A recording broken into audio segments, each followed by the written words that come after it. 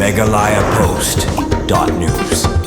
Usambut Menteri Kesorkar Jelang berubadairu Chairman Kawes Jaintia Hills Regional Committee ubah senyau balang dhar ulang baka Sorkar Meghalaya kelalong kebalakre banya penbaik no yauput usam hapdeng ke Asam bat Meghalaya bat kadang ap ya karai ke Sorkar Asam bakadang hap bentung yo Chairman batmai ke Regional Committee hakani ke jingi penbaik put hakawat ke baar jong ke kam ya penbaik put penbaik sam ngidang ap ya ke Sorkar Asam bakan pentip yo Chairman batmai batang siyo jing tip kin beteng ya ke jingi kendu banya keran ya kani ke kam penbaik put ong ubah senyau balang dhar ulaya turu halor ki kam penbaik put hak benta jong ke blok 1 ki ar Sorkar kata ke Sorkar Asam bar ke Sorkar Meghalaya kilapan kre ela ke jong ke kaipon ulo ongru bangila long ki bala kre eki kaipot bala depa na baro ar teli ki komiti bat ngamla ban batai bat ngikloi ban pedang banwan ban yatai halor ki te ki jaka baya ke japut shua ban penbet yauput usam ulaya turu baya ke ni gamat la IT sabaro ar teli ki komiti bakin shim ya karai ban penlong ya ke jingelang na ke benta ban beteng ya ke jinge penbet pun halor ke jing dawa ban wan ra biang ya ke blok 1 Meghalaya uba dhar ulo ong ba ke Meghalaya keladep le ela ke kamram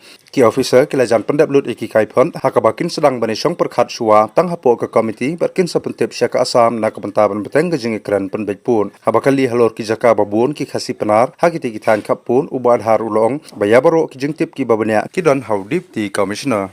Waiting for the Assam to give us officially who's the chairman from their part. As soon as they appoint the chairman of the regional committee, I think we will meet. So has Today, officially we have not received it today. has We are ready because the report we have to put the state, no? what are the difficult I areas? cannot say difficult since the area so different always is an area of discussion always. So we will see. But invest We are giving all this subject to the committee, both the state government. So that's why is the committee is the authority to take a call on the issues and border issues. so Some some homework we should done from our part we have done. The officer has almost completed, and when they complete all the report, we will sit first between the state and then we will inform the Assam when they form the committee. So we will sit both the committee and we will take a call how to go ahead.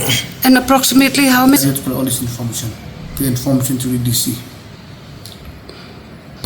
With those area of difference.